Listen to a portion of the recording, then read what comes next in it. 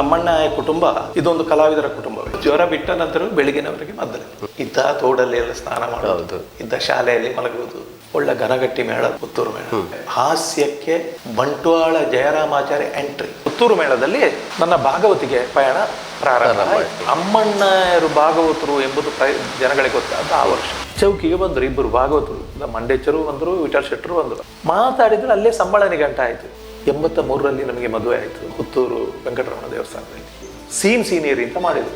ಅಲ್ಲಿ ಕೂತ ಪ್ರೇಕ್ಷಕರಿಗೆ ಎಲ್ಲವೂ ಸಿನಿಮಾ ನೋಡಿದ್ದಾರೆ. ನನಗೆ ಒಂದು ಕಾಲ ಆಕ್ಸಿಡೆಂಟ್ ಕೂಡ ಆಗಿತ್ತು. 2 ವರ್ಷ ಅಲ್ಲಿ ತಿರುಗಾಟ ಆಯಿತು. ಕುಂಟಾರ ಮೇಳ, ಎಡನೀರು ಮೇಳವನ್ನು ಸ್ಥಾಪನೆ ಮಾಡುವ 2019ರಲ್ಲಿ ನನಗೆ 60ನೇ ವರ್ಷ ಆಯಿತು. ಬಹಳ ಗಮ್ಮತ್ತು ಮಾಡಿದ್ರಪ್ಪ. ಯಕ್ಷಗಾನ ಹೇಗಿರಬೇಕು ಅಂತ ಕೇಳಿದ್ರೆ ಹೀಗೆ ಇರಬೇಕು ಅಂತ ಹೇಳುವಷ್ಟು ದೊಡ್ಡ ಜನವೂ ಅಲ್ಲ. ಈಗ ಕಾಡಮಲ್ಲಿಗೆ ಅಂತ ಒಂದು ಸೂಪರ್ ಹಿಟ್ ಅಂತ ನಾವೇನು ಹೇಳ್ತೇವೆ, ಇದಕ್ಕೆಲ್ಲ ನೀವು ಒಂದು ಭಾಗವತರಾಗಿ ನಿರ್ದೇಶಕರಾಗಿ ವ್ಯವಸಾಯ ಮಾಡಿದ್ದೀರಿ. ಎಲ್ಲ ದಿಗ್ಗಜರೇ, ಎಲ್ಲ ಅದ್ಭುತ ಕಲಾವಿದರು. ಚೌಕಿಯಲ್ಲಿ ಎಲ್ಲರೂ ಸರಿಯಾಗಿಯೇ ಇದ್ರು ಅಂತ ಕೇಳಿದ್ರೆ ಯಾರೂ ಸರಿ ಇಲ್ಲ. ಫಸ್ಟ್ ಪ್ರದರ್ಶನದಲ್ಲಿಯೇ ನಿಶಾನಿಗೆ ನೀರು ಹಾರಿಸಿದ್ದು ಅದು ಕರ್ನಾಟಕ ಮೇಳದ ಇದೊಂದು ಹೆಗ್ಗಳಿಕೆ. ಏನಾದರೂ ಸಮಸ್ಯೆಗಳು, ತೊಂದರೆಗಳು ಏನಾದರೂ ಬಂದಿದ್ರೆ ಮರುದಿವಸ ಒಬ್ಬರೊಬ್ರು ವಿಮರ್ಶೆ ಮಾಡಿಕೊಂಡು ಅದನ್ನು ಸರಿ ಮಾಡಿಕೊಳ್ಳು. ಮೊದಲಿನ ಸಂಗೀತ ಈಗ ಉಂಟಾ? ಇಲ್ಲ. ಯಕ್ಷಗಾನ ಬೆಳೆದು ಬಂದದ ಹಾಗೆ ಮೈಕಿಲ್ಲದ ಕಾಲದಲ್ಲಿ ಬೆಳೆದು ಬಂದಿದೆ. ಪೆಟ್ರೋಮೆಕ್ಸಿನಲ್ಲಿ ಆಟ ಆಡಿಸಿದ್ದು ನನಗೆ ನೆನಪುಂಟು. ಋಣಾತ್ಮಕ ಬದಲಾವಣೆಗಳು ಅಂತ ಕೆಲವಿರ್ತದೆ.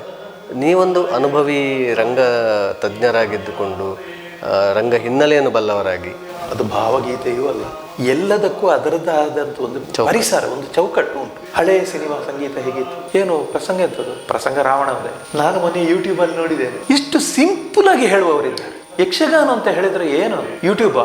ಅದು ಲೈವ್. ನಿಮ್ಮ ನಂತರಕ್ಕೆ ಒಬ್ಬರು ಶಿಷ್ಯರನ್ನು ಯಾರಾದರೂ ತಯಾರು ಮಾಡಿದ್ದೀರಾ? ಶಿಷ್ಯನನ್ನು ತಯಾರು ಮಾಡಲಿಕ್ಕೆ ಆಗುವುದಿಲ್ಲ. ಒಲಿದು ಬರಬೇಕು. ಭಗವಂತನಲ್ಲಿ ನಾನು ಇವತ್ತು ಕೇಳಿಕೊಳ್ಳೋದು, ಅಂತ ಒಂದು ಶಿಷ್ಯನನ್ನು ನನಗೆ ಒದಗಿಸಿಕೊಡಪ್ಪ ಅಂತ.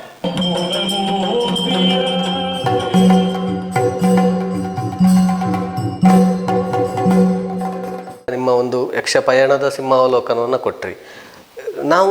ನೀವೊಂದು ಯಕ್ಷಗಾನದ ಇದಮಿತ್ತಮ್ಮಂತ ನೀವು ಹೇಳಿದ್ರಿ, ನನಗೆ ಹೇಳಲಿಕ್ಕೆ ಬರ್ತದೋ ಇಲ್ವೋ ಅಂತ ನೀವು ಹೇಳ್ತೀರಿ. ಆದರೆ ನಾವು ಅಂದ್ಕೊಂಡಿದ್ದೇವೆ, ಯಾಕಂತ ಹೇಳಿದ್ರೆ ಒಂದು ತಿರುಗಾಟ ಅನ್ನುವಂಥದ್ದು ಒಂದು ವ್ಯಕ್ತಿಯನ್ನು ಖಂಡಿತವಾಗಲೂ ಒಂದು ಆ ಕ್ಷೇತ್ರದಲ್ಲಿ ಪರಿಪೂರ್ಣವನ್ನು ಆಗಿಸ್ತದೆ. ಆ ಕ್ಷೇತ್ರದ ಬಗ್ಗೆ ಒಂದು ಅಧಿಕಾರಯುತವಾಗಿ ಮಾತಾಡಲಿಕ್ಕೆ ಅವರಿಗೆ ಸಾಧ್ಯ ಆಗ್ತದೆ. ಈ ನೆಲೆಯಲ್ಲಿ ನಾವು ಕೇಳೋದಾದರೆ, ನಿಮ್ಮ ಕರ್ನಾಟಕ ಮೇಳದಲ್ಲಿ ಆ ಪ್ರಸಂಗಗಳು ಅಂತೇಳಿ, ಈಗ ಕಾಡಮಲ್ಲಿಗೆ ಅಂತ ಒಂದು ಸೂಪರ್ ಹಿಟ್ ಅಂತ ನಾವೇನು ಹೇಳ್ತೇವೆ, ಅಂಥ ಪ್ರಸಂಗಗಳಿರ್ಬೋದು, ಅಥವಾ ಪೌರಾಣಿಕದ ಪ್ರಸಂಗಗಳಿರ್ಬೋದು, ಜನಪದೀಯ ಕಥೆಗಳನ್ನು, ತುಳುನಾಡಿನ ಕಥೆಗಳನ್ನು ತಗೊಂಡು ಮಾಡಿದಂಥ ಪ್ರಸಂಗಗಳಿರ್ಬೋದು, ಇದಕ್ಕೆಲ್ಲ ನೀವು ಒಂದು ಭಾಗವತರಾಗಿ ನಿರ್ದೇಶಕರಾಗಿ, ನೀವು ರಂಗ ನಿರ್ದೇಶಕರಾಗಿ ನೀವು ವ್ಯವಸಾಯ ಮಾಡಿದ್ದೀರಿ. ಸೊ ಈ ಹಿನ್ನೆಲೆ ಹೇಳಿದಾದರೆ, ನಾನು ಯಾಕೆ ಕರ್ನಾಟಕ ಮೇಳದ ಕೇಳ್ತೇನೆ ಅಂತ ಹೇಳಿದ್ರೆ, ನಿಮ್ಮ ವೃತ್ತಿ ಜೀವನದ ಸುಮಾರು 2 ದಶಕಗಳನ್ನು ನೀವು ಆ ರಂಗದಲ್ಲಿ ಕಳೆದಿದ್ದೀರಿ. ಆ ಒಂದು ನಿಮ್ಮ ಅನುಭವ ಹೇಗಿತ್ತು, ಇದನ್ನೊಂದು ಸಂಕ್ಷಿಪ್ತವಾಗಿ ಹೇಳೋದಾದ್ರೆ ಪ್ರಸಂಗ ನೆಲೆಯಲ್ಲಿ. ನೋಡಿ, ಪ್ರಸಂಗಗಳು ಆಗ ವರ್ಷಕ್ಕೆ ಒಂದು ತುಳು ಪ್ರಸಂಗ, ಒಂದು ಪೌರಾಣಿಕ ಪ್ರಸಂಗ. ಅದು ಮೊದಲಿನಿಂದಲೂ ಹಾಗೆ ನಡ್ಕೊಂಡು ಬರುತ್ತೆ. ಮಂಡೇಚರ ಕಾಲದಲ್ಲಿಯೂ ಅದು ಇತ್ತು. ಒಂದು ತುಳು ಪ್ರಸಂಗ, ಆಮೇಲೆ ಒಂದು ಪೌರಾಣಿಕ. ಈಗ ನೋಡಿ, ಓ ಲಕ್ಷ್ಮಣ ಅಂತ ಒಂದು ಮೊದಲೊಂದು ಪೌರಾಣಿಕ ಪ್ರಸಂಗ ಇತ್ತು. ಆ ವರ್ಷಕ್ಕೆ ಎಂಥದ್ದು ಒಂದು ತುಳು ಪ್ರಸಂಗ, ಮೂಜೂರ ಉಳ್ಳಾಗ್ಲು ಮೂವರು ದಯಕೊಳ್ಳೋದೆ, ಅದೇನು ಮಂಡೇಚರ ಇದ್ರಾಗ ಇದು ನಡ್ಕೊಂಡೇ ಇತ್ತು. ಮತ್ತೆ ನಮ್ಮ ಒಂದು ಟೀಮ್ ವರ್ಕ್ ಕರ್ನಾಟಕ ಮೇಳದ್ದು ಎಲ್ಲ ದಿಗ್ಗಜರೇ, ಅರುವ ಕೊರಗಪ್ಪ ಶೆಟ್ಟರು, ಮಿಜಾರಣ್ಣಪ್ಪ, ಲಕ್ಷ್ಮಣ ಶೆಟ್ಟರು, ವಿಶ್ವನಾಥ ರೈ, ಕೋಳಿಯೂರು ಉಪಾಧ್ಯಾಯರು, ಡರಿಗಾಕ್ಷ, ಎಲ್ಲ ಅದ್ಭುತ ಕಲಾವಿದರುಗಳು. ಇದರ ಮೇಲೆ ನೋಡಿ, ಅದು ಟೀಮ್ ವರ್ಕ್ ಅಂತ ಹೇಳಿದ್ರೆ ಅದೊಂದು ವಿಷಯವೇ ಬೇರೆ. ಚೌಕಿಯಲ್ಲಿ ಎಲ್ಲರೂ ಸರಿಯಾಗಿಯೇ ಇದ್ರು ಅಂತ ಕೇಳಿದ್ರೆ ಯಾರೂ ಸರಿ ಇಲ್ಲ. ರಂಗಕ್ಕೆ ಹೋದ ನಂತರ ಅದು ಯಾವುದೂ ಇಲ್ಲ. ಚೌಕಿಯಲ್ಲಿ ಮಕ್ಕಳ ಭಾಗವತರೆಲ್ಲ, ನಮ್ಮನ್ನು ಭಾಗವತರೆ ಹೇಗೆ ಅಂತ ಮಕ್ಕಳೆಲ್ಲ, ಸಣ್ಣ ಹುಡುಗರೆಲ್ಲ ಕೇಳ್ತಾ ಇದ್ದೆವು, ನಾನು ಹೇಳ್ತಾ ಇದ್ದೆ. ಅಷ್ಟು ಚಂದ. ಮತ್ತು ಬಂಗಾಡಿಯವರು ಇದ್ದಾಗ ಒಮ್ಮೆ ಒಂದು ಟ್ರೈನಿಂಗ್ ಎಲ್ಲ ನಾವು ಒಂದು ಫಸ್ಟಿನ ಒಂದು ಇದಕ್ಕೆ ನಾವೊಂದು ಟ್ರಯಲ್ ತಗೊಳ್ತಾ ಇದ್ದೀವಿ. ಅದು ಒಂದು ವಿಠಲ್ ಶೆಟ್ಟರ ಮನೆಯಲ್ಲಿ, ಇಲ್ಲಿ ನಮ್ಮ ಪೊಳಲಿ ಹತ್ರ ಬಡಕಬೈಲು, ಅಲ್ಲಿ ತಗೊಳ್ತಾ ಇದ್ವಿ. ಇಲ್ಲಿ ಸಣ್ಣ ಪ್ರಯೋಗ ಮಾಡಿ ಆಮೇಲೆ ಪ್ರದರ್ಶನವೇ. ಫಸ್ಟ್ ಪ್ರದರ್ಶನದಲ್ಲಿಯೇ ಓಕೆ ಅಂದ್ರೆ ನಿಶಾನಿಗೆ ನೀರು ಹಾರಿಸಿದ್ದು ಅದು ಕರ್ನಾಟಕ ಮೇಳದ ಇದೊಂದು ಹೆಗ್ಗಳಿಕೆ. ಯಾವುದು ಬೈ ಹಾರ್ಟ್ ಅಲ್ಲ, ಹಾಗೆ ಹೇಳುವುದಾದ್ರೆ ಅದು ದಿವಸಕ್ಕೆ ಅದು ಯಾವುದು ಅದು ಪ್ರಕಾಶಿಸ್ತಲೇ ಹೊತ್ತು. ಸೇವೆ ಮರು ದಿವಸ ಮೈದಾನಲ್ಲಿ, ನೆಹರು ಮೈದಾನಲ್ಲಿ. ಇದು ಮಾಮೂಲಿ ಮೊದಲಿನಿಂದ ನಡ್ಕೊಂಡು ಬಂದದ್ದು ಪದ್ಧತಿ. ಅಲ್ಲಿ ಜನ ಅಲ್ಲಿ ಆ ದಿವಸ ಇಲ್ಲ, ಸೀಟ್ ಇಲ್ಲ, ಎಂಥದ್ದು ಇಲ್ಲ. ಹೊರಗಡೆ ಕೂತ್ಕೊಂಡು ಜನಗಳು ಕೆಲವರು ಕದ್ದು ನೋಡುವುದು, ಕೆಲವರು ಬಹಳ ಕೊನೆಗೆ ಟೆಂಟ್ ಬಿಚ್ಚಿಸಿ ಬಿಟ್ಟು ಬಿಡುದು, ಎಲ್ಲಿ ಬೇಕಾದ್ರೆ ಕೂತು ನೋಡುದು. ಆ ಹೊತ್ತಿಗೆ ಜನಗಳು ಅಲ್ಲಿ ಓಕೆ ಆಗಿ ನೆಕ್ಸ್ಟು ಮತ್ತೊಂದು ಪ್ರಸಂಗವನ್ನು ಟ್ರಯಲ್ ಆಗಬೇಕಲ್ವ, ನೋಡ್ಬೇಕಲ್ಲ. ತುಂಬೆ ರಾಮಲ್ಕಟ್ಟೆಯಲ್ಲಿ ಅಲ್ಲಿ 4-5 ದಿವಸ ಕೋಳಿ ಕಟ್ಟೋ ದಿವಸ ಅಲ್ಲಿ ಆಟ ಆಗ್ತಾ ಇತ್ತು ಮೊದಲು, ಷಷ್ಠಿಯ ಮರು ದಿವಸ. ಅಲ್ಲಿ ಒಂದು ಪೌರಾಣಿಕ ಪ್ರಸಂಗವನ್ನು ಒಂದು ದಿವಸ ಅದನ್ನು ಅಲ್ಲಿ ಇಡು. ಏನಾದರೂ ತೊಂದರೆಗಳು ಮಿಸ್ಟೇಕ್ ಆದ ಯಜಮಾನರು ಬಂದಿರ್ತಾರೆ, ಆ ಹೊತ್ತಿಗೆ ಏನಾದರೂ ಸಮಸ್ಯೆಗಳು ತೊಂದರೆಗಳು ಏನಾದರೂ ಬಂದಿದ್ರೆ ಮರು ದಿವಸ ಒಬ್ಬರೊಬ್ಬರು ವಿಮರ್ಶೆ ಮಾಡಿಕೊಂಡು ಅದನ್ನು ಸರಿ ಮಾಡಿಕೊಳ್ಳು. ಇದು ಕರ್ನಾಟಕ ಮೇಳದ ತಿರುಗಾಟ ಅಂತ ಹೇಳಿದರೆ ಅದು ಒಂದು ಹಬ್ಬವೇ. ಅದು ಅಂದರೆ ನಮಿಗೂ ಹಾಗೆ. ಈಗ ನನ್ನನ್ನು ಇಷ್ಟು ಎತ್ತರಕ್ಕೆ ಜನಗಳೆಲ್ಲ ಗುರುತಿಸಿದ ಕರ್ನಾಟಕ ಮೇಳದ ಪ್ರಭಾವ ನೋಡಿ. ಮಂಡೆಚ್ಚರ ಪ್ರಭಾವ, ಕರ್ನಾಟಕ ಮೇಳದ ಪ್ರಭಾವ. ಕೊನೆಗೆ ಮಂಡೆಚ್ಚರೇ ನನ್ನ ಶಿಷ್ಯ ಅಂತ ಒಪ್ಪಿಕೊಂಡ್ರು ನನ್ನನ್ನು. ಒಂದು ದಿವಸ ದೊಡ್ಡಪ್ಪನೇ ಬಂದು ಚೌಕಿಗೆ ಬಂದು, ಮಂಡೆಚ್ಚರ ಹೀಗೆ ಎಲ್ಲ ಜನ ಹೇಳ್ತಾರೆ, ಅಮ್ಮಣ್ಣ ಶಿಷ್ಯ ಇದು ಮಂಡೆಚ್ಚರ ಶಿಷ್ಯ ಅಂತ. ಈಗ ನಮಗೆ ಈಗ ಒಂದು ಇರಿಸು ವರ್ಷ ಆಗಿದೆ. ಹೌದು ಅಂತ ಕೇಳಿ ಈಗ ನಮ್ಮಲ್ಲೇ ಕೇಳ್ತಾರೆ ಕೆಲವರು, ಹೌದು ಅಲ್ಲೋ. ಸಂಧ್ಯಾಗಾಡಿದ್ರು, ಹೌದು ಅಂತ ಹೇಳಿದ್ರು. ನನ್ನ ಶಿಷ್ಯ ನಮಸ್ಕಾರ ಮಾಡೋರು ಅಂತ ಹೇಳಿದ್ರು. ದೊಡ್ಡಪ್ಪ ನಮಸ್ಕಾರ ಮಾಡೋರಿಗೆ ಆಶೀರ್ವಾದ ಮಾಡಿದ್ರು. ಅಲ್ಲಿ ನಂತರ ಆ ವೃತ್ತಿಯಿಂದ ಮುಂದುವರೆಕೊಂಡು ಬಂದೆ. ಗುರು ಅನುಗ್ರಹ ಆದಾಗಿ ಆಮೇಲೆ ಹಿಂತಿರುಗಿ ನೋಡಲಿಲ್ಲ ನಾನು. ನಾವು ಇಬ್ಬರು ಭಾಗವತರು, ಸತ್ಯ ಕೇಳೋ ಥರ. ನಾ ಮಂಡೇಚರು ಹಾಗೆ, ನಾನು ಹಾಗೆ ಭಾವಜೀವಿ. ಸ್ವಲ್ಪ ಭಾವನೆಗಳಿಗೆ, ಭಕ್ತಿಗೆ, ಅಂಥ ಸನ್ನಿವೇಶದಲ್ಲಿ ನಮ್ಮನ್ನು ನಾವು ಇನ್ವಾಲ್ವ್ ಆಗಿಬಿಟ್ಟು ಒಂದು ಪರಕಾಯ ಪ್ರವೇಶ ರಂಗವನ್ನು ನಿರ್ಮಾಣ ಮಾಡಿಬಿಡೋದು. ಇದು ನಮ್ಮಲ್ಲಿದ್ದದ್ದು ಒಂದು ಗುಣ, ನನ್ನಲ್ಲಿ ಉಂಟು. ಅದು ಕೆಲವು ದುಃಖದ ಸನ್ನಿವೇಶ ಇಂಥದ್ದೆಲ್ಲ ನಾನು ಹತ್ತಿ ಬಿಡ್ತಾ ಇದ್ದೆ ರಂಗದಲ್ಲಿ. ಅದು ಈ ಕೊನೆಯವರೆಗೆ ಇತ್ತು ನನ್ನಲ್ಲಿ. ನೀವಾಗೊಂದು ಪ್ರಸಂಗವನ್ನು ನೆನಪು ಮಾಡಿಕೊಳ್ತಾ ಇದ್ರಿ, ಗಾಂಧಾರಿ ಪ್ರಸಂಗದಲ್ಲಿ ಆ ಕೊನೆಯ ಕುರುಕ್ಷೇತ್ರ ಯುದ್ಧದ ಕೊನೆಯ ದೃಶ್ಯದಲ್ಲಿ ಸಾಮಗರಿರ್ಬೋದು, ಕೋಳ್ಯೂರವರು ಇರ್ಬೋದು, ಹೇಗೆ ತನ್ಮಯರಾಗಿ ಒಂದು ಅಭಿನಯಿಸ್ತಾ ಇದ್ರು ಅಂತ ಹೇಳಿ. ಇಲ್ಲ, ಅದು ನೋಡಿ, ರಂಗವನ್ನು ಈಗ ಯಥಾರ್ಥ ಹೇಳೋದಾದ್ರೆ ನನ್ನ ಹೆಗ್ಗಳಿಕೆ ಅಲ್ಲ. ನಾವೆಲ್ಲ ದೊಡ್ಡ ನಿರ್ದೇಶಕರಂತೆ, ಭಾಗವತರಂತೆ ಯಾವುದೂ ಅಲ್ಲ, ನಮ್ಮ ಟೀಮಿನ ಮೇಲೆ ಇದ್ದದ್ದು ಅದು. ಕೆಲವರು ಅಮ್ಮಣ್ಣಯರಿದ್ದರೆ ಇಂಥ ಪ್ರಸಂಗ ಆಡು ಅಂತ, ಅಕ್ಷಯಾಂಬರ ಆಡು ಅಂತ. ಒಬ್ಬ ಅಮ್ಮಣ್ಣಯರಿದ್ದ ಯಾವ ಪ್ರಸಂಗವನ್ನು ಆಡ್ಲಿಕ್ಕೆ ಆಗೋದಿಲ್ಲ. ಆ ಟೀಮ್ ವರ್ಕ್ ಹಾಗಿದ್ದರೆ ಮಾತ್ರ ಆ ಪ್ರಸಂಗ ಆಗ್ತದೆ, ಶೈನ್ ಆಗ್ತದೆ. ಅಮ್ಮಣ್ಣಯರು ಇದ್ದಾರೆ ಬೇಕು. ಅಂಥ ಟೀಮ್ ವರ್ಕಲ್ಲಿ ನನಗೆ ಕಷ್ಟವೇ ಆಗಲಿಲ್ಲ. ಯಾವ ಪ್ರಸಂಗವನ್ನು ಆಡಿಸುವುದಕ್ಕೂ ಕಷ್ಟ ಆಗಲಿಲ್ಲ. ಅಂಥ ಮುತ್ಸದ್ದಿಗಳು. ನಾನು ಹಿಮ್ಮೇಳವಾದಕ ಆಗಿರುವ ಸಂದರ್ಭದಲ್ಲಿ ಕೋಳಿಯವರು, ಹೌದು, ಅಳಿಕೆ ರಾಮಯ್ಯರಿಗಳಿದ್ರು, ಬೋಳಾರ್ ನಾನು ಶೆಟ್ಟರಿದ್ರು, ಇಂತೆಂಥ ದೊಡ್ಡ ದೊಡ್ಡ ಕಲಾವಿದರುಗಳಿದ್ರು. ಅವರ ಒಟ್ಟಿಗೆ ತಿರುಗಾಟ ಆಗಿದೆ ನನಗೆ. ಇದನ್ನೆಲ್ಲ ಮರೀಲಿಕ್ಕೆ ಹೇಗೆ ಸಾಧ್ಯ? ಹಾಗಾದರೆ ಹೇಗೆ ಇವತ್ತೇ ಹೇಗೆ? ಅದಕ್ಕೆ ನನ್ನಲ್ಲಿ ಉತ್ತರ ಇಲ್ಲ, ನಾನು ಕೊಡುವುದೂ ಇಲ್ಲ. ಎಲ್ಲವೂ ಆ ಕಾಲಕ್ಕಾಗುವಾಗ, ಕಾಲದ ವ್ಯತ್ಯಾಸಗಳಿಗೆ ಎಲ್ಲವೂ ಅದು ಸ್ವಲ್ಪ ಬದಲಾವಣೆ ಹಾಕ್ಕೊಂಡು ಹೋಗೋದು ಅದರ ಸ್ವಭಾವ. ಯಾವ ಕಲೆ ಆದರೂ ಅಷ್ಟೆ. ಮೊದಲಿನ ಸಂಗೀತ ಈಗ ಉಂಟಾ? ಇಲ್ಲ. ಈಗ ಸ್ಪೀಕರ್, ಆಗ ಮೈಕಿಲ್ಲ, ಸಂಗೀತಗಾರರು ಬೊಬ್ಬ ಹೇಳೋದು. ಯಕ್ಷಗಾನ ಬೆಳೆದು ಬಂದದ್ದು ಹಾಗೆ, ಮೈಕಿಲ್ಲದ ಕಾಲದಲ್ಲಿ ಬೆಳೆದು ಬಂದಿದೆ. ಕಂಠ ಜೋರಾದ ಏರು ಶ್ರುತಿ ಕೇಳ್ತಾ ಇದ್ರು. ಬೆಳಿಗ್ಗಿನ ಜಾವಕ್ಕೆ 4 ಮೈಲು ಕೇಳ್ತಾ ಇತ್ತಂತೆ, 6 ಮೈಲು ಕೇಳ್ತಾ ಇತ್ತಂತೆ ಹೇಳ್ತಾ ಇದ್ರು. ಕಾರಣ ಏನು? ಆ ನಿಶ್ಶಬ್ದದ ಆ ವಾತಾವರಣದಲ್ಲಿ ಅದು ಅಷ್ಟು ವಿಸ್ತಾರವಾಗಿ ಕೇಳ್ತದೆ. ಅದು ಆ ರೀತಿ ಕಂಠವೂ ಬೇಕು ಅವರಿಗೆ ಭಾಗವತರಿಗೆ. ಈಗೇನು ಸಮಸ್ಯೆ ಅಲ್ಲ, ಬೇಕಾದ ರೀತಿಯ ವ್ಯವಸ್ಥೆ ಉಂಟು. ಮೈಕ್ನ ವ್ಯವಸ್ಥೆಗಳು, ಯಾವುದು ಮಿಕ್ಸರ ಯಾವುದು ಉಂಟು ಬೇಕು ನಿಮಗೆ, ಸೌಂಡಿಗೆ ಎಲ್ಲ ವ್ಯವಸ್ಥೆ ಉಂಟು. ಈಗಿನ ಕಾಲ ದೊಡ್ಡ ವಿಷಯ ಅಲ್ಲ, ಆ ಕಾಲದಲ್ಲಿ ಅದನ್ನು ಮೆರೆಸಿದ್ರು. ಪೆಟ್ರೋಮೆಕ್ಸಿನಲ್ಲಿ ಆಟ ಆಡಿಸಿದ್ದು ನನಗೆ ನೆನಪುಂಟು. ಆಮೇಲೆ ಜನರೇಟರ್ಗಳು ಹೌದು ಬಂತು. ಈಗ ವ್ಯವಸ್ಥೆಗಳು ಮತ್ತಷ್ಟು ಬದಲಾಗಿದೆ. ಬಂಗಾರಿ ಬಾಲೆಯಿ ಪಿದಯಿ ಪೋವಡೆ ಮಗ, ಬಂಗಾರಿ ಬಾಲೆಯಿ ಪಿದಯಿ ಪೋವಡೆ ಮಗ, ಸಿಂಗಾರೊಡೆ ರಾಣ ತೂಂಡ, ಸಿಂಗಾರೊಡೆ ರಾಣ ತೂಂಡ,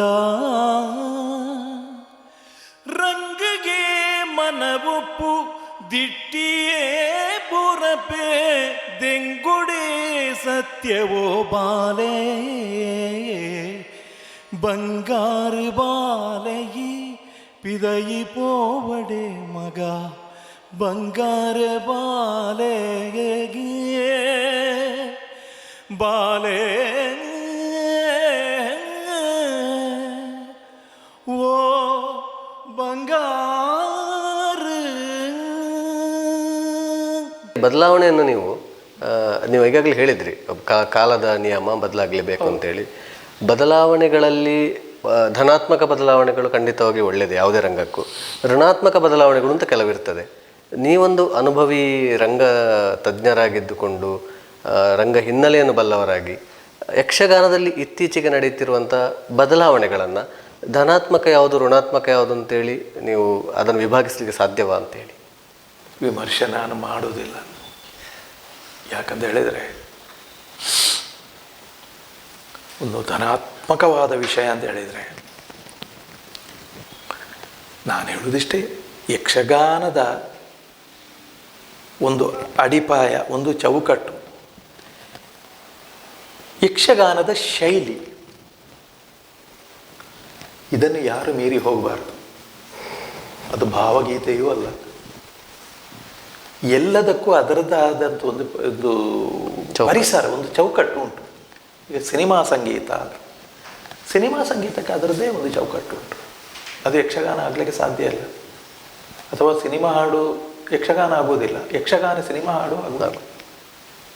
ಅದರದ್ದೇ ಆದ ಒಂದು ಚೌಕಟ್ಟು ಉಂಟು. ಭಾವಗೀತೆಗಳಾಗಲಿ, ಹಳೆಯ ಸಿನಿಮಾ ಸಂಗೀತ ಹೇಗಿತ್ತು, ಅದು ಒಳ್ಳೆಯದಾ? ಈಗಿನ ಸಿನಿಮಾ ಪಾಪ್ ಸಾಂಗ್ಸ್ ಎಲ್ಲ ಉಂಟಲ್ಲ, ಇದು ಒಳ್ಳೆಯದಾ ಅಂತ ಒಬ್ಬರಲ್ಲಿ ವಿಮರ್ಶೆ ಮಾಡಿದರೆ ಇದಕ್ಕೆ ಹೇಗೆ ಉತ್ತರ ಕೊಡಬೇಕು ಅಂತ ನನಗೆ ಅರ್ಥ ಆಗೋದಿಲ್ಲ. ಮೊದಲಿನ ಪಿ ಬಿ ಶ್ರೀನಿವಾಸ, ಎಸ್ ಪಿ ಬಾಲಸುಬ್ರಹ್ಮಣ್ಯಂ, ಕಿಶೋರ್ ಕುಮಾರ್, ಮೊಹಮ್ಮದ್ ರಫಿ ಇವರೆಲ್ಲ ಹಾಡಿದ ಹಾಡನ್ನು ಇವತ್ತು ಜನ ಕೇಳ್ತಾರೆ. ಹೌದು, ಇವತ್ತಿಗೂ ಬೇಕದು. ಇವತ್ತಿನ ಹೊಸ ಪೀಳಿಗೆಗೆ ಇವತ್ತಿನದ್ದು ಬೇಕು, ಹಳತ್ತು ರುಚಿಸಿದಿಲ್ಲ. ಇದಕ್ಕೆ ನಾನು ಪೂರಕವಾಗಿ ಕೇಳೋದಾದರೆ, ಯಾವಾಗಲೂ ಇಂಥ ಒಂದು ಪ್ರಶ್ನೆ ಬಂದಾಗ ಮೂಲವಾಗಿ ಯಕ್ಷಗಾನದಲ್ಲಿ ಬದಲಾವಣೆಗಳು ಯಾವಾಗ ತರ್ತಾರೆ, ಆಗ ಇಂಥ ಏನಾದರೂ ಅದಕ್ಕೊಂದು ಆಕ್ಷೇಪಗಳು ಬಂದಾಗ ಅದನ್ನು ಪ್ರೇಕ್ಷಕರ ಮೇಲೆ ಹಾಕುವಂಥ ಒಂದು ಪರಿಪಾಠ ಉಂಟು. ಜನ ಬಯಸ್ತಾರೆ ಅಂತೇಳಿ, ಇದಕ್ಕೆ ನೀವೇನು ಹೇಳ್ತೀರಿ? ಜನ ಬಯಸುವುದಿಲ್ಲ, ಜನವನ್ನು ಬಯಸುವ ಹಾಗೆ ಕಲಾವಿದರು ಮಾಡೋದು. ಸ್ವಾಮಿ, ಒಂದು ಭಾಮಿನಿಯನ್ನು 10 ನಿಮಿಷ ಹಾಡಬೇಕು ಅಂತ ಜನ ಬಯಸಲಿಲ್ಲ. ಸನ್ನಿವೇಶ ನೋಡಿಕೊಂಡು ಕಲಾವಿದ ಅದನ್ನು ಬಳಸಬೇಕು. ಪ್ರೇಕ್ಷಕನ ಮೇಲೆ ಯಾಕೆ ಹಾಕೋದು ಇದನ್ನು? ಮೊದಲು ಕೇಳಿದ ಪ್ರೇಕ್ಷಕನಲ್ಲ ಇವತ್ತು ಕೇಳೋದು. ಅವ ರಂಗದಲ್ಲಿ ಚಂದ್ರಮತಿಯಾಗಿಯೋ ದಮಯಂತಿಯಾಗಿ ಸೀತೆಯಾಗಿ ಅಳ್ತಾ ಇದ್ದಾನಲ್ಲ ಒಂದು ಸ್ತ್ರೀವೇಷದವ, ಅವು ಎಷ್ಟೊತ್ತು ಅಳ್ಬೋದು? ದುಃಖಗಳು ಬೇರೆ, ರೋದನ ಬೇರೆ, ದುಗುಡ ಬೇರೆ, ಇದಕ್ಕೆ ವ್ಯತ್ಯಾಸ ಉಂಟು. ಆಗುವ ಒಂದು ನೋವನ್ನು ಒಂದು ಕ್ಷಣ ಆ ಮನಸ್ಸಿನಲ್ಲಿ ಆ ವೇದನೆಯನ್ನು ಇಟ್ಟುಕೊಂಡು ಒಮ್ಮೆ ದುಗುಡ, ಮತ್ತೊಂದು ಇನ್ನೊಬ್ಬರಲ್ಲಿ ಹೇಳಲಿಕ್ಕೂ ಅಲ್ಲ ಬಿಡಲಿಕ್ಕೂ ಅಲ್ಲ. ಹೇಳಿದ್ರು ಕಷ್ಟ, ಹೇಳದಿದ್ದರೆ ನನ್ನ ಸ್ಥಿತಿ ಏನು ಅಂತ ಹೇಳುವಂಥ ಒಂದು ಸನ್ನಿವೇಶ, ತಾಕಲಾಟ.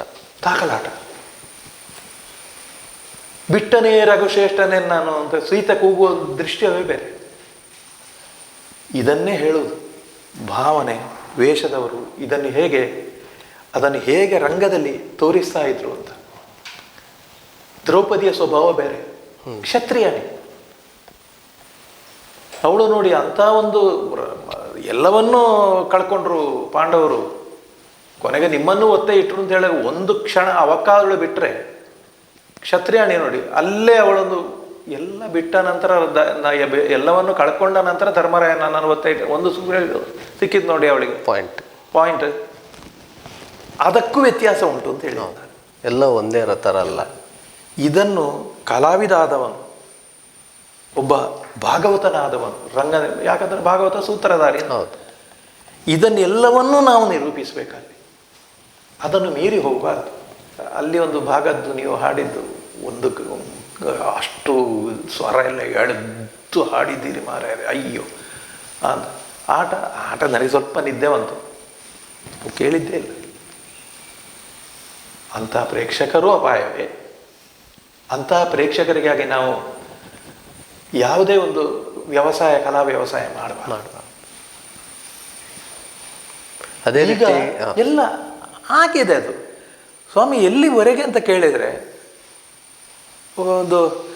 ಈಗ ನಾಡ್ದು ಒಂದು ತಾಳಮದ್ಲೆಗೆ ಬರ್ತೀರಾ, ಒಬ್ಬರು ದೂರದಲ್ಲಿ ಕಾಣಲಿಕ್ಕೆ ಸಿಕ್ಕಿದ್ರು, ತಾಳಮದ್ಲೆ ಬರ್ತೀರಾ, ಹೌದಾ ಎಲ್ಲಿ ಇಂಥಲ್ಲಿ, ಏನು ಪ್ರಸಂಗ ಎಂಥದ್ದು, ಪ್ರಸಂಗ ರಾವಣವೇ.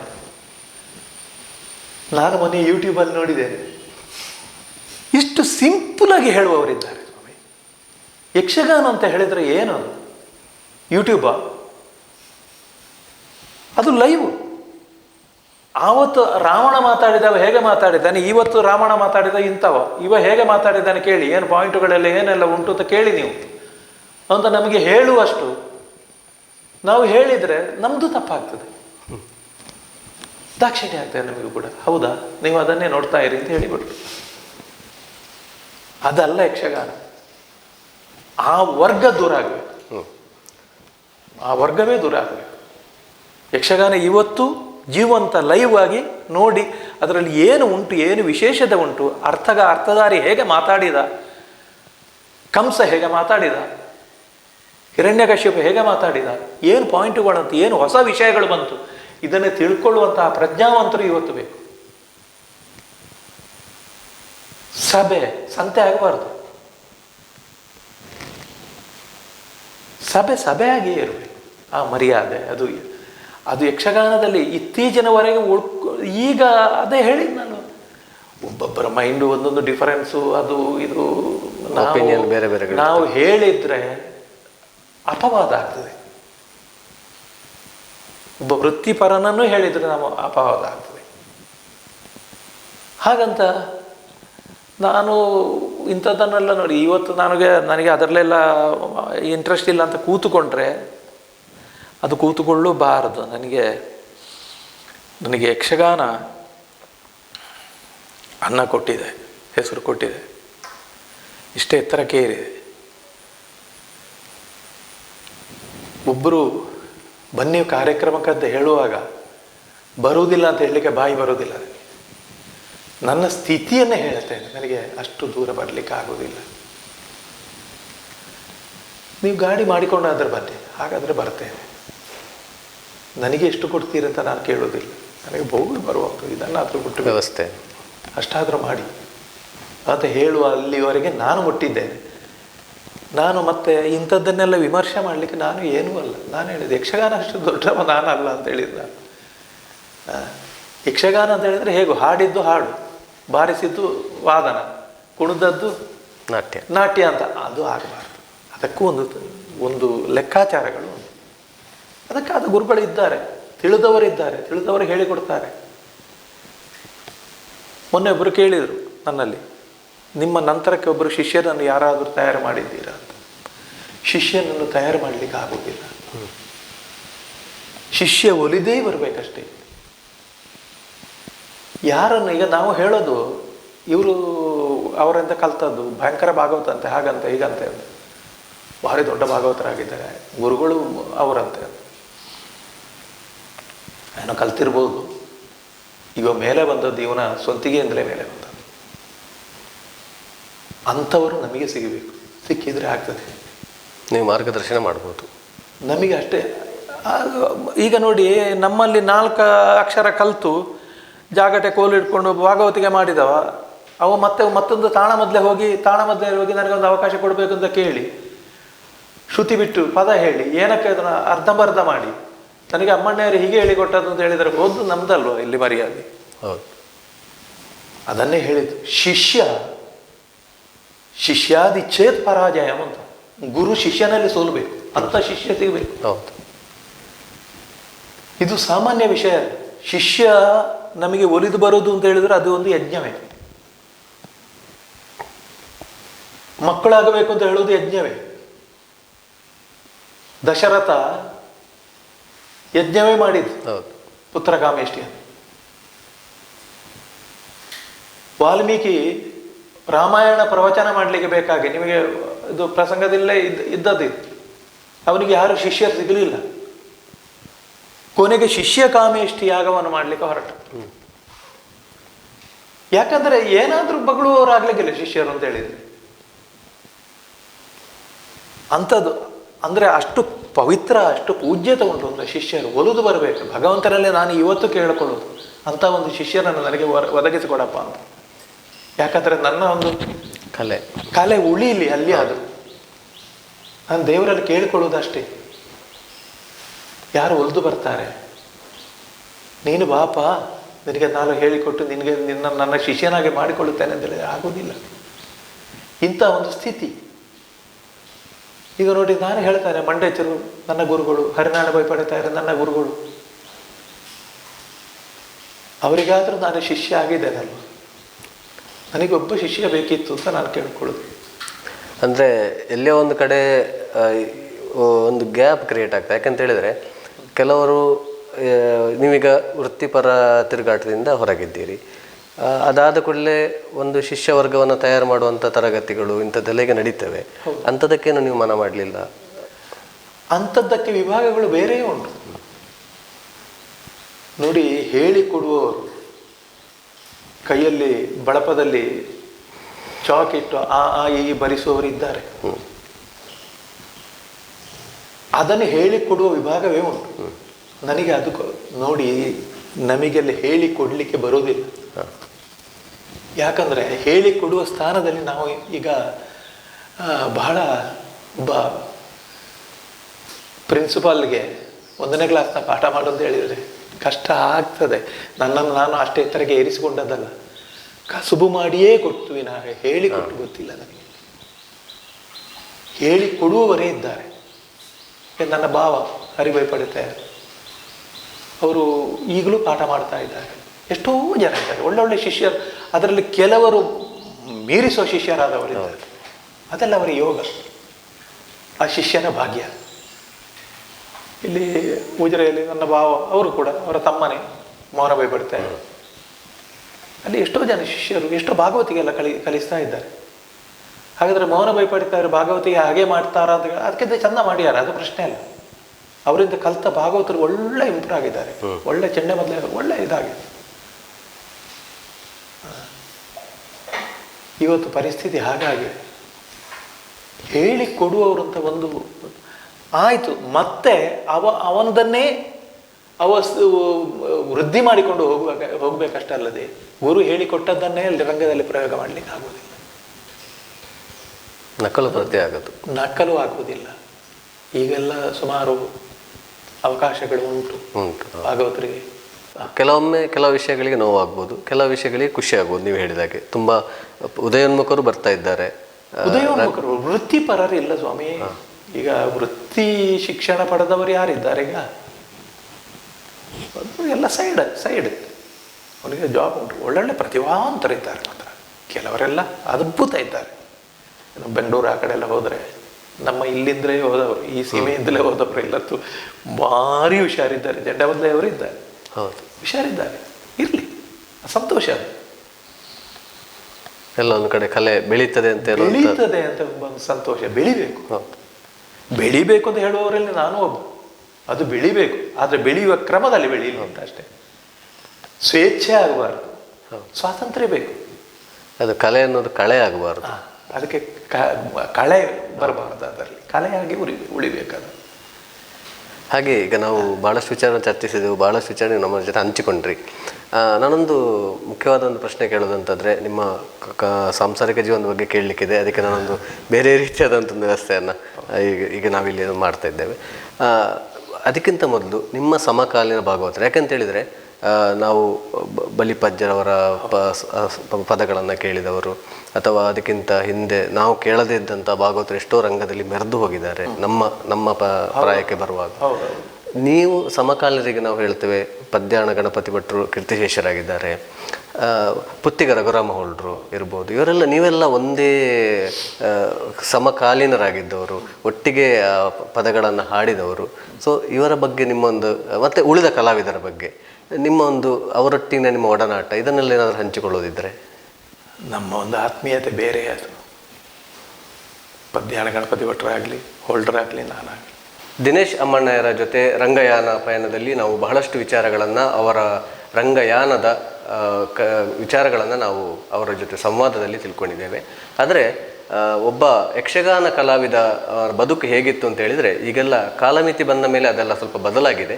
ಆದರೆ ಮೊದಲ ಕಾಲದಲ್ಲಿ ಒಂದಿಡೀ ರಾತ್ರಿ ಅಥವಾ 6 ತಿಂಗಳುಗಳ ಕಾಲದ ಯಕ್ಷಗಾನ ಮೇಳದ ತಿರುಗಾಟದಲ್ಲಿ ಅವರು ಈ ಮನೆ ಸಂಸಾರವನ್ನು ಬಿಟ್ಟು ಬಿಡಾರ ಅಂತೇಳಿ, ಅಂದರೆ ಆ ಬಿಡಾರದಲ್ಲಿ ಇರಬೇಕಾದಂಥ ಪರಿಸ್ಥಿತಿ, ಅಲ್ಲಿಂದ ಚೌಕಿಗೆ ಬಂದು ಪ್ರದರ್ಶನವನ್ನು ನೀಡಿ ಮತ್ತೆ ಬಿಡಾರಕ್ಕೆ ಬರ್ತಿದ್ದಂಥ ಒಂದು ಕಾಲಘಟ್ಟ ಇತ್ತು.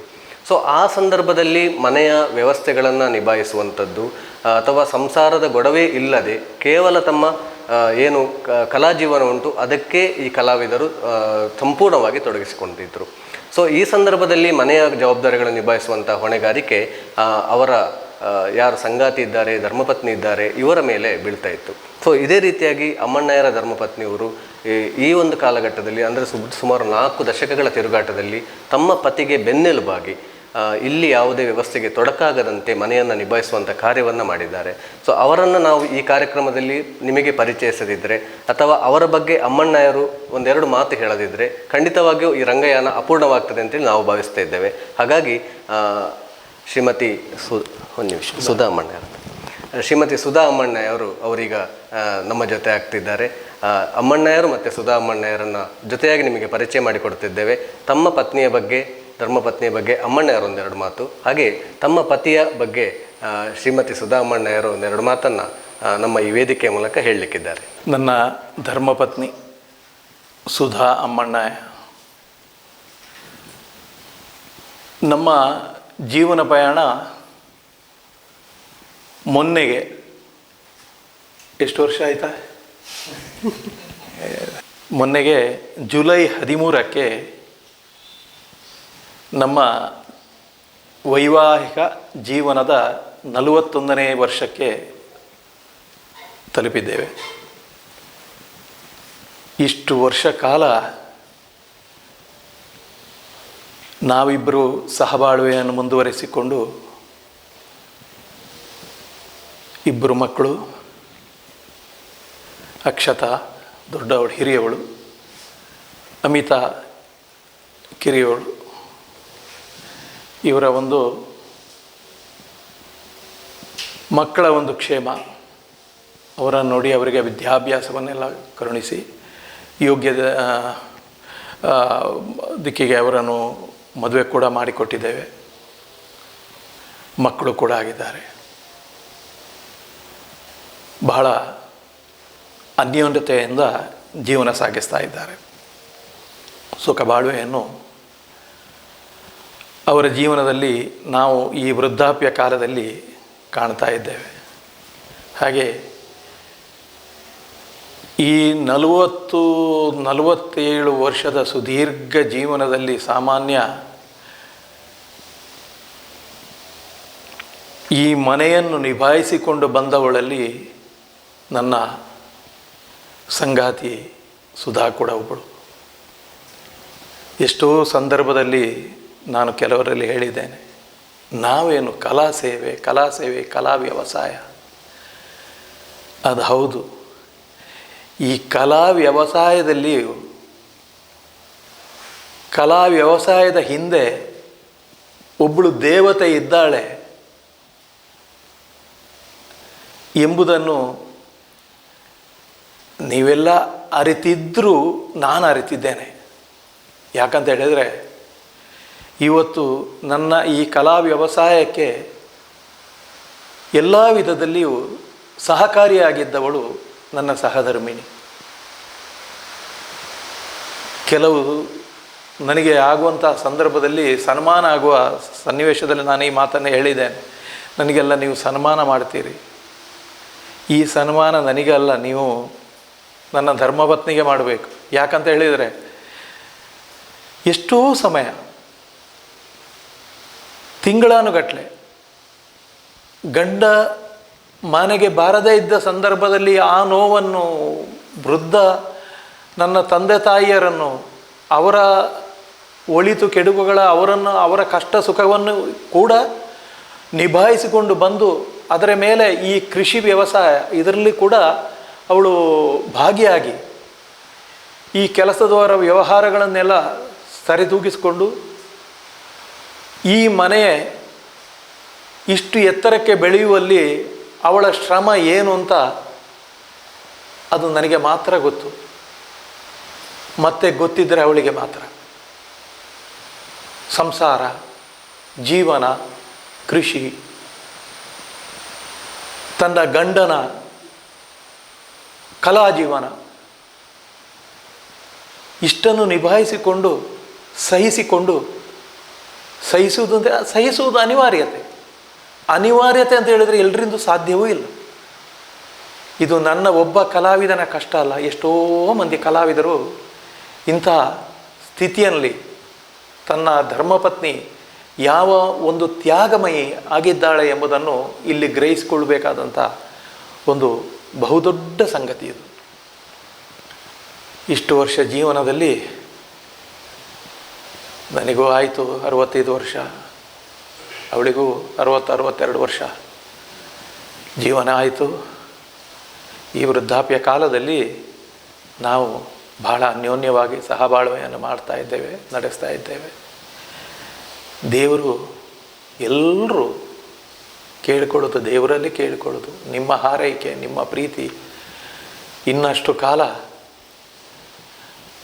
ನಮ್ಮ ಮನವನ್ನು ಬೆಳಗಲಿ, ನನ್ನ ಕಲಾ ಸೇವೆಯನ್ನು ಮಾಡುವಂಥ ಆ ಶಕ್ತಿಯನ್ನು ದೇವರು ನನಗೆ ಕೊಡಲಿ, ನಿಮ್ಮ ಅಭಿಮಾನಿಗಳ ಅಭಿಮಾನ ಕೃಪೆ ನಮ್ಮ ಮೇಲೆ ಇರಲಿ ಅಂತ ಕೇಳಿಕೊಳ್ತಾ ಇದ್ದೇನೆ.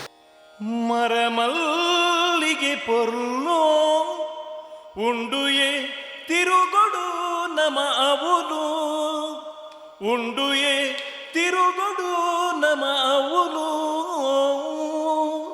పొరులుడు లెత్తుందీరిని పోవరా, పొరులుడు లెత్తుందీరిని పోవుడు ಬರಿಯರೆ ಮನಯಂಕಜ್ಜರೆ ಒಟ್ಟುಗು, పొరులుడు లెత్తుందీరిని పోవుడు ಬರಿಯರೆ ಮನಯಂಕಜ್ಜರೆ ಒಟ್ಟುಗು, పొరులుడు లెత్తుందీరిని పోవుడు బరియర మనయంకజ్జರೆ ಒಟ್ಟುಗು, ಮರಮಲ್ಲಿಗೆ ಪೊರ್ಲು ಉಂಡುಯೆ ತಿರುಗೊಡು ಅಜ ನಮೋ ಅವನು ಆ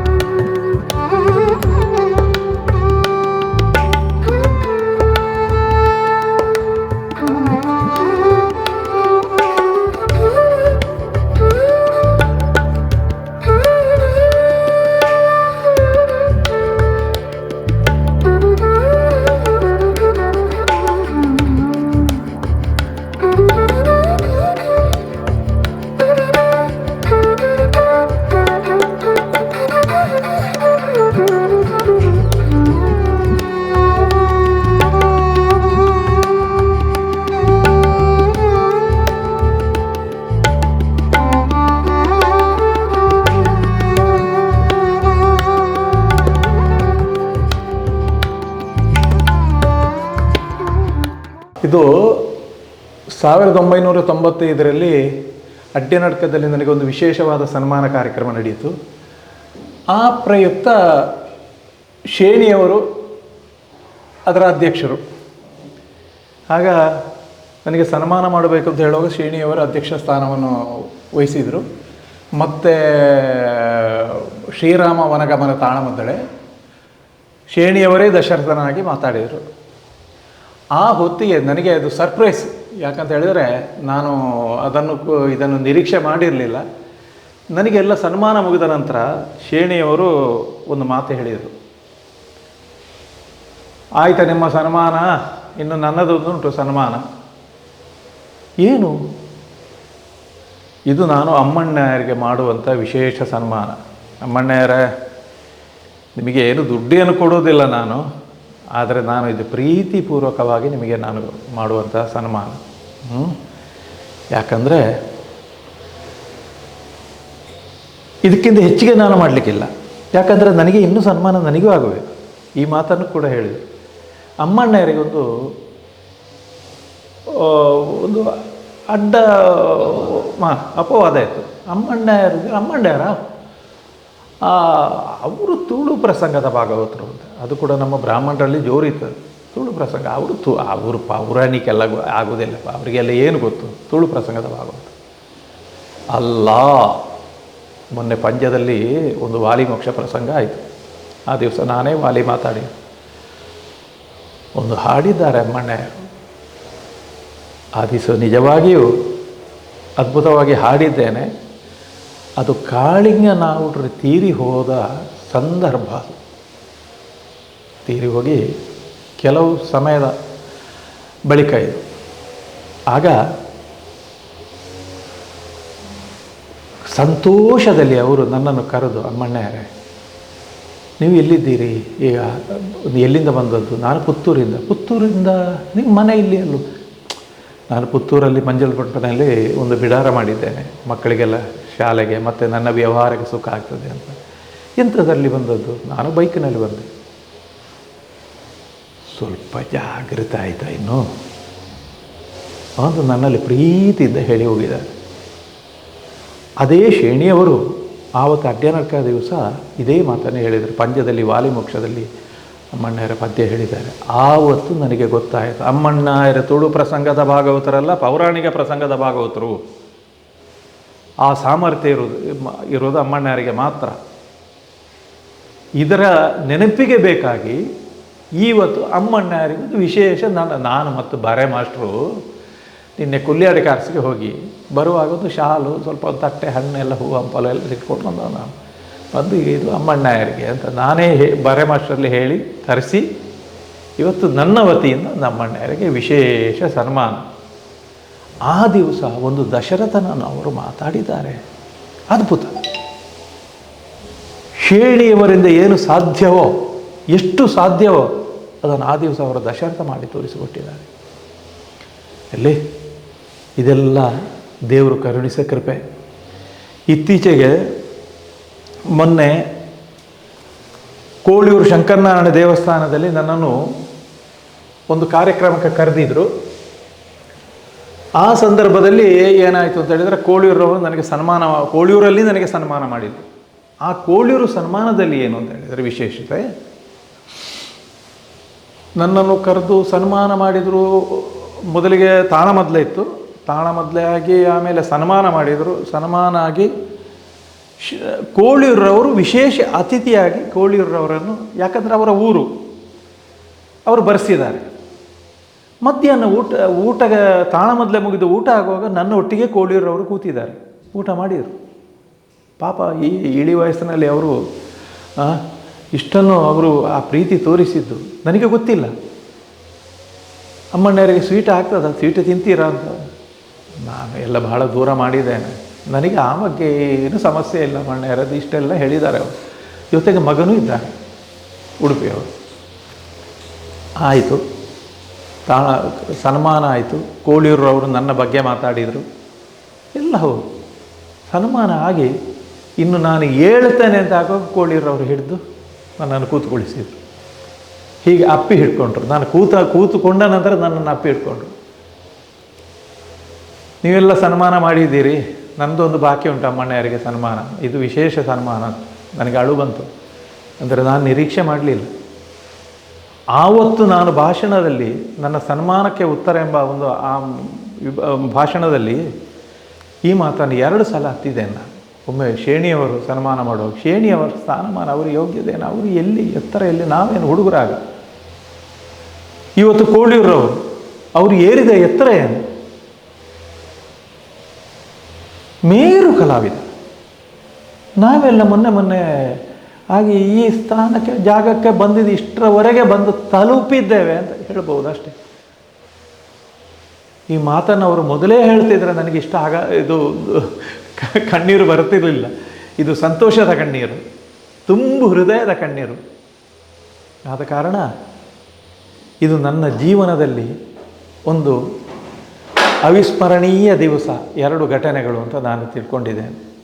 ಮೊನ್ನೆ ನನ್ನ ಮಿತ್ರರಿಗೆ ಹೇಳುವಾಗ ಅವರು ಹೇಳಿದರು, ನೋಡಿ ದಿವಸ ಫೇಸ್ಬುಕ್ಕಿನಲ್ಲಿ ಎಲ್ಲ ಬರ್ತದೆ, ಆ ಹಾಡು ಕೇಳಿ, ಇವರ ಹಾಡು ಕೇಳಿ, ಇವರು ಮೊನ್ನೆ ನೋಡಿ, ಇಂಥ ಒಂದು ನಿಮ್ಮಂಥ ಒಂದು ಭಾಗವತರಿಗೆ ಅಂಥ ಒಂದು ಅದ್ವಿತೀಯ, ಅಷ್ಟು ಮೇರು ಸ್ತ್ರೀವೇಷಧಾರಿ, ಅಷ್ಟು ದೊಡ್ಡ ಕಲಾವಿದ, ಅದನ್ನೊಂದು ಫೇಸ್ಬುಕ್ನಲ್ಲಿ ಯಾರಿಗೆ ಹಾಕಲಿಕ್ಕೆ ಮನಸ್ಸಾಗುವುದಿಲ್ಲ.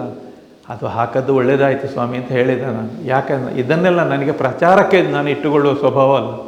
ಯಾರಾದರೂ ಮನೆಗೆ ಬರಲಿ, ಪ್ರೀತಿಯಿಂದ ಬಂದವರಿಗೆ ತೋರಿಸ್ತಾರೆ, ಬಿಟ್ಟರೆ ನನಗೆ 10 ಜನರ ಅದಕ್ಕೆ ಲೈಕ್ ಕೊಟ್ಟುಕೊಂಡು ಗುಡ್ ಅಂತ ಹೇಳಿಕೊಂಡು ನಮಸ್ಕಾರ ಕೊಟ್ಟುಕೊಂಡು ನನಗೆ ಅದು ಇಷ್ಟವೂ ಇಲ್ಲ. ನಾನು ಅಂಥ ವರ್ಗಕ್ಕೂ ಸೇರಿದವಲ್ಲ. ಯಾರಾದರೂ ಅವರಿಗೆ ಇಂಥದ್ದಾಯಿತು ಅಂತ ಹೇಳಿದ್ರೆ ಒಂದು ಕ್ಷಣ ನನಗೆ ಇಂಥ ಸಮಸ್ಯೆ ಬಂತು, ಇಂಥ ತೊಂದರೆ ಆಯಿತು ಅವರಿಗೆ ಅಂತ ಕಣ್ಣಲ್ಲಿ ನೀರು ಬಂದಿತ್ತು ವಿನಃ ಕೂಡಿದರೆ ಏನಾದರೂ ಸಹಾಯ ಮಾಡಿ, ಸಾಧ್ಯ ಆಗದಿದ್ದರೆ 1-2 ಹನಿ ಕಣ್ಣೀರು ಬಂದಿತ್ತು, ಬಿಟ್ಟರೆ ಅದಕ್ಕಿಂತ ಓಂ ಶಾಂತಿ ಅಂತ ಕೊಟ್ಟುಕೊಂಡು ಏನಾದರೂ ಮಾಡಿಕೊಂಡು ಲೈಕ್ ಮಾಡಿ ಅಂತಹ ಒಂದು ವಿಷಯ ನನ್ನಲ್ಲಿ ಇಲ್ಲ. ಇಂಥದ್ದನ್ನು ಸುಮಾರು ಅನುಭವಿಸಿದ್ದೇನೆ ನಾನು ಅಂತ ಹೇಳಿದೆ. ನಗು ಬಂತು ಅವರಿಗೂ ಕೂಡ. ಹೌದು, ಅದು ಸುಳ್ಯದಲ್ಲಿ ಇವರು ನನ್ನ ಬಹಳ ಫ್ರೆಂಡ್, ಅವರು ಆತ್ಮೀಯರು, ಕಾಟೂರು ಉಮೇಶ್ ರಾಯರು ಅಂತ, ಅವರಿಗೆ ಈಗ ಇಲ್ಲ. ಆ ಸಂದರ್ಭದಲ್ಲಿ ಅವರೊಂದು ವಿಶೇಷವಾದ ಸನ್ಮಾನ ಮಾಡಿದರು ಆ ದಿವಸ ಸುಳ್ಯದಲ್ಲಿ 1995ರಲ್ಲಿ. ಆಗ ನನ್ನೊಂದು ಫೋಟೋ ಕೇಳಿದರು. ನಾನೊಂದು ಫೋಟೋ ಕೊಟ್ಟೆ. ನೋಡಿ, ಇದು ಮೊನ್ನೆ ಮಂಗಳೂರಲ್ಲಿ ಸಂಜಯ್ ಕುಮಾರ್ ನನಗೆ ನಮ್ಮ 3 ಭಾಗವತರಿಗೆ ಸನ್ಮಾನ ಮಾಡಿದ್ದು ಆ ಸಂದರ್ಭ ಅದು. ಸಂಜಯ್ ಕುಮಾರ್ ಒಮ್ಮೆ ಟೌನ್ ಹಾಲ್ನಲ್ಲಿ ನಾನು, ಗಣಪತಿ ಭಟ್ರು, ಹೊರಟರಿಗೆ 3 ಜನರಿಗೆ ಸನ್ಮಾನ ಮಾಡಿದ್ದಾರೆ. ಆ ಸಂದರ್ಭದಲ್ಲಿ ನಮಗೆ ಒಂದೊಂದು ಫೋಟೋ ಕೊಟ್ಟರು ತಮ್ಮದೇ. ಅದು ಅವನ ಒಂದು ತೃಪ್ತಿಗೆ ಬೇಕಾಗಿ. ಇದು ಈ ಶೇಪ್ ತೆಗೆದವರು ಮೊದಲು ಫೋಟೋಗ್ರಾಫರ್ ಯಜ್ಞ ಅಂತ, ಅವರು ತೆಗೆದ ಫೋಟೋದ ಒಂದು ಕಾಪಿಯನ್ನು ಲ್ಯಾಮಿನೇಷನ್ ಮಾಡಿ ಸಂಜಯ್ ಕುಮಾರ್ ಅವರು ನನಗೆ ಕೊಟ್ಟರು. ಅದನ್ನು ಉಮೇಶ್ ರಾಯರು ತಗೊಂಡ್ರು. ಒಮ್ಮೆ ಕೊಡಿ, ನಾನೊಮ್ಮೆ ನೋಡ್ತೇನೆ ಅಂತ ನಾನು ನನ್ನ ಕೈಯಿಂದ ಕೊಟ್ಟೆ. ಮತ್ತೆ ನೋಡುವಾಗ ಅವರು ಯಾರೋ ಕೇರಳದಲ್ಲಿ ಅಂತ ಯಾರೊಂದು ಗೊತ್ತಿಲ್ಲ, ಅವರು ಆಯಿಲ್ ಪ್ರಿಂಟ್ ಮಾಡಿಸಿ ಅದನ್ನು ನನಗೆ ಗಿಫ್ಟ್ ಕೊಟ್ಟರು, ಫ್ರೇಮ್ ಹಾಕಿ. ಸ್ವಲ್ಪ ಜೀರ್ಣಾವಸ್ಥೆಗೆ ಹೊಂದಿದೆ ಫ್ರೇಮ್ ಎಲ್ಲ, ಆದರೂ ಇಲ್ಲಿ ಎಲ್ಲ ನೋಡಿ, ಎಲ್ಲ ನಿಮ್ಮ ಅಭಿಮಾನದ ಮೇಲೆ ಉಂಟು ಇದ್ದೇನೆ. ಹೌದಪ್ಪ, ಅನುಗ್ರಹ ಪತ್ರ ನೋಡಿ, ಇದು ಸ್ವಾಮಿಗಳ ಅನುಗ್ರಹ ಪತ್ರ ನೋಡಿ, ಎಡನೀರು ಮಠದಿಂದ ಆದದ್ದು. ಆಗ ಇದು ದಕ್ಷಿಣ ಕನ್ನಡ ಜಿಲ್ಲಾ 10ನೇ ಸಾಹಿತ್ಯ ಕನ್ನಡ ಸಮ್ಮೇಳನ. ಯಾವಾಗ ಅದು 2000 ಇಸವಿಯಲ್ಲಿ. ಹೌದು, ಅದು BC ರೋಡಲ್ಲಿ ನಮ್ಮ ಪೊಳಲಿಗೆ ಹೋಗೋ ರೋಡು ಇದೆ ನೋಡಿ, ಅಲ್ಲಿ ಮೊಡಂಕಾಪ್ ಅಂತ, ಅಲ್ಲಿ ಆದ ಸಾಹಿತ್ಯ ಸಮ್ಮೇಳನದಲ್ಲಿ ನನಗೆ ಪ್ರಶಸ್ತಿ ಫಲಕ. ನಿಮ್ಮ ಗುರುಗಳ ಈ ಫೋಟೋವನ್ನು ನೋಡಿರ್ತಾರೆ, ಈ ಫೋಟೋವನ್ನು ನೋಡಲಿಕ್ಕೆ ಇದು ಶೇಣಿಯವರು ನನಗೆ ವಿಶೇಷವಾಗಿ, ಇದು ಬೆಳ್ಳಾರೆಯಲ್ಲಿ ಆ ದಿವಸ ಅಂತೆ ಒಬ್ಬರ ಮನೆಯಲ್ಲಿ ಇತ್ತಂತೆ. ಅದನ್ನು ಶೇಣಿಯವರು ನನಗೆ ವಿಶೇಷವಾಗಿ ಲ್ಯಾಮಿನೇಷನ್ ಮಾಡಿಸ್ಕೊಂಡು ಇಟ್ಕೊಂಡು ಬಂದಿದ್ದಾರೆ ಆ ದಿವಸ. ಇದು ಅಮ್ಮಣ್ಣಯ್ಯರಿಗೆ ನಾನು ಕೊಡುವಂಥ ಒಂದು ಗಿಫ್ಟ್ ಅಂತ ಹೇಳಿ ಕೊಟ್ಟರು ನನಗೆ. ಸಾಮಾನ್ಯ ಒಂದು 25-28 ವರ್ಷ ಪ್ರಾಯದಲ್ಲಿ ಆ ಬೆಳ್ಳಾರೆಯಲ್ಲಿ ಇದ್ದ ಸಮಯದಲ್ಲಿ ಒಬ್ಬರ ಮನೆಯಲ್ಲಿ ಇತ್ತಂತೆ ಅದು. ಈಗಂತೂ ಯಾರ ಕೈಯಲ್ಲಿ ಯಾರಲ್ಲಿ ಇಲ್ಲ ಹೌದು. ಮಂಡೇಚರು ಇದು ಅದವರು ಸಾಮಾನ್ಯ ತೀರಿ ಹೋಗುವ ಸಂದರ್ಭದಲ್ಲಿ ಹಾಗಿದ್ರು ಅವರು. 85 ಪ್ರಾಯ. ದೊಡ್ಡ ವರ್ಷ ಅಂತ ವಿಶೇಷ ಅಲ್ಲ. ಸುವರ್ಣ ರಂಗ ಸನ್ಮಾನ ಅಂತ ಅವ್ರು ಮಾಡಿದ್ರು. ತೀರು ಅದರ ಜೊತೆಗೆ ಕೊಟ್ಟದ್ದು. ಅವರಿಗೆ ಹೌದು. ಅಂದರೆ ಕಲಾವಿದರ ಒಂದು ಕುಟುಂಬವನ್ನು ನೆನಪಿಸಿಕೊಳ್ಳುವಂಥ ಕೆಲಸ. ಹೌದು. ಇದು ಕಟೀಲಲ್ಲಿ ದಾಮೋದರ ಮಂಡೆಚ್ಚ ಪ್ರಶಸ್ತಿ. ಮಂಡೆಚ್ಚರ 2000 ಅದು ಕಳೆದ ವರ್ಷ ಅಲ್ಲ 22 ಬಹಳಷ್ಟು ವಿಚಾರಗಳನ್ನು ಈ ಹಿರಿಯ ಭಾಗವತರು ಸುಮಾರು ನಾನು ಆಗಲೇ ಹೇಳಿದಾಗೆ ಸುಮಾರು 4.5 ದಶಕಗಳ ಸುದೀರ್ಘ ತಿರುಗಾಟ, ಅದರಲ್ಲಿ ಸುಮಾರು 2 ದಶಕಗಳ ಕಾಲ ಒಂದೇ ಮೇಳದಲ್ಲಿ ತಿರುಗಾಟ, ಬಹಳಷ್ಟು ಪ್ರಸಂಗಗಳ ಜ್ಞಾನ, ಆಮೇಲೆ ಬಹಳಷ್ಟು ಕಲಾವಿದರ ಜೊತೆಗೆ ಅವರನ್ನು ಕುಣಿಸಿದಂಥ ಖ್ಯಾತಿ, ತಾಳಮದ್ದಳೆ ಕೂಟಗಳಿರ್ಬೋದು, ಯಕ್ಷಗಾನ ಇರ್ಬೋದು, ಗಾನವೈಭವಗಳಿರ್ಬೋದು, ಎಲ್ಲದಕ್ಕೂ ಸಲ್ಲುವಂಥ ಒಬ್ಬರು ಭಾಗವತರಾಗಿ ಕಲಾವಿದರಾಗಿ ನಮ್ಮ ಯಕ್ಷಕಲಾ ಮಾತೆಯ ಮುಕುಟವನ್ನು ಬೆಳಗುತ್ತಿರುವಂತಹ ದಿನೇಶ್ ಅಮ್ಮಣ್ಣಯರು ಬಹಳ ಸರಳ ಸಜ್ಜನಿಕೆಯ ಭಾವಜೀವಿ. ಯಾಕೆಂತೇಳಿದ್ರೆ ಅವರನ್ನು ನಾವು ಹೀಗೆ ನೋಡಿದಾಗ ಅಥವಾ ಯಕ್ಷಗಾನ ಭಾಗವತಿಕೆಯ ರಂಗದಲ್ಲಿ ನೋಡಿದಾಗ ಬಹಳಷ್ಟು ಒಂದು ಗಾಂಭೀರ್ಯದಲ್ಲಿ ಅವರು ಆ ಪದಗಳನ್ನು ಪ್ರಸ್ತುತಪಡಿಸ್ತಾ ಇರ್ತಾರೆ. ಆದರೆ ಅವರ ಜೊತೆ ನಾವು ಒಂದು ಬೆರೆತು ಮಾತನಾಡಿದಾಗ ಅವರೆಷ್ಟು ಭಾವಜೀವಿ ಇರ್ಬೋದು, ಸಜ್ಜನಿಕೆಯ ವ್ಯಕ್ತಿ ಇರ್ಬೋದು ಅನ್ನೋಂಥದ್ದು ಅವರ ಜೊತೆ ಮಾತಾಡಿದಾಗ ಮಾತ್ರ ನಮಗೆ ಗೊತ್ತಾಗುವಂಥದ್ದು. ಸೊ ನಮ್ಮ ಇವತ್ತು ಸುದ್ದಿಯ ಈ ರಂಗಯಾನದಲ್ಲಿ ಅವರ ರಂಗಪಯಣದ ವಿಚಾರಗಳನ್ನು ನಮ್ಮ ಜೊತೆ ಹಂಚಿಕೊಳ್ಳಲಿಕ್ಕೆ ನಮ್ಮ ಜೊತೆ ಆಗಿದ್ದಾರೆ. ಸುದೀರ್ಘ ಸಮಯ ನಮ್ಮ ಜೊತೆ ಬಹಳಷ್ಟು ವಿಚಾರಗಳನ್ನು ಹಂಚಿಕೊಂಡಿದ್ದಾರೆ. ಇನ್ನಷ್ಟು ಮಾತಾಡಲಿಕ್ಕೆ ಇತ್ತು, ಆದರೆ ಕೆಲವೊಂದು ವಿಚಾರಗಳನ್ನು ಅವರೇ ಅದಕ್ಕೊಂದು ಚೌಕಟ್ಟನ್ನು ಹಾಕ್ಕೊಂಡಿದ್ದಾರೆ. ಬೇಡ, ಅದು ಹಾಗೆ ಹೋಗಲಿ ಅನ್ನುವಂಥದ್ದು. ಅಂತೂ ಅವರ ಮತ್ತು ನಮ್ಮ ಸಂವಾದದಲ್ಲಿ ಬಹಳಷ್ಟು ವಿಚಾರಗಳನ್ನು ನಾವು ನಿಮಗೆ ಇವತ್ತು ತಿಳಿಸ್ಕೊಡುವಂಥ ಪ್ರಯತ್ನವನ್ನು ಮಾಡಿದ್ದೇವೆ. ನಮ್ಮ ಜೊತೆ ಇವತ್ತು ನಿಮ್ಮ ಅಮೂಲ್ಯವಾದ ಸಮಯ, ಖಂಡಿತವಾಗ್ಲೂ ಅಮೂಲ್ಯವಾದ ಸಮಯವನ್ನು ನಮ್ಮ ಜೊತೆ ಕಳೆದದಕ್ಕಾಗಿ ಸುದ್ದಿ ಬಳಗದ ಪರವಾಗಿ ಮತ್ತು ನಮ್ಮ ಸುದ್ದಿ ವೀಕ್ಷಕರ ಪರವಾಗಿ ನಿಮಗೆ ಅನಂತ ಧನ್ಯವಾದಗಳನ್ನು ನಾನು ಕೂಡ ಕೊಡ್ತಾ ಇದ್ದೇವೆ. ನನ್ನಲ್ಲಿ ಇಷ್ಟು ಹೊತ್ತು ನಾವು ಮಾತುಕತೆ ಮಾಡಿದ್ದೀವಿ. ನನ್ನ ಮನಸ್ಸಿನಲ್ಲಿ ಏನೆಲ್ಲ ಇದೆ ಅದನ್ನೆಲ್ಲ ನಿಮಗೆ ನಾನು ಹೇಳಿದ್ದೇನೆ. ಇದನ್ನು ಒಂದು ವಿಶೇಷಣವಾಗಿ ಹೇಳುವಂಥ ಶಕ್ತಿಯೂ ಇಲ್ಲ. ಇದ್ದದ್ದನ್ನು ಮನಸ್ಸಲ್ಲಿ ಇದ್ದದ್ದನ್ನು ಹೇಳಿದ್ದೇನೆ. ಇಂಥ ಒಂದು ಸಂದರ್ಭ, ಸುದ್ದಿ, ಈ ಒಂದು ಮಾಧ್ಯಮ ಪದಯಾನ, ಇದಕ್ಕೆ ನಾನು ಅನಂತಾನಂತ ಧನ್ಯವಾದಗಳನ್ನು ಸಮರ್ಪಿಸ್ತಾ ಇದ್ದೇನೆ. ಎಲ್ಲ ಕಲಾಬಂಧುಗಳಿಗೆ, ಎಲ್ಲ ಅಭಿಮಾನಿ ವರ್ಗದವರಿಗೆ, ಎಲ್ಲ ಸನ್ಮಿತ್ರರಿಗೆ, ಯಕ್ಷಗಾನ ಪ್ರಿಯರಿಗೆ, ಯಕ್ಷಗಾನ ಮುಗಿಲ್ಗೆ, ಯಕ್ಷಗಾನಂ ವಿಶ್ವಗಾನಂ. ನಮಸ್ತೆ ನಮಸ್ತೆ ನಮಸ್ತೆ.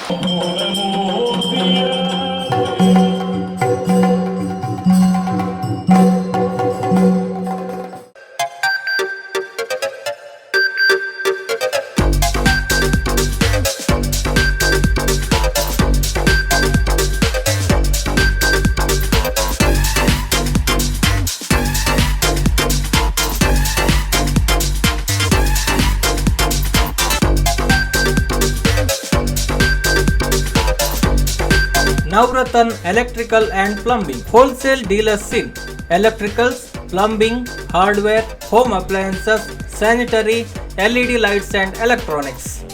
All brands electronics and electrical items are under one roof. Navratan Electrical and Plumbing, opposite Sachin Traders, Main Road, Darbe, Puttur. Contact 8105973951, 9481644951. 9663814451, 08251 200 551.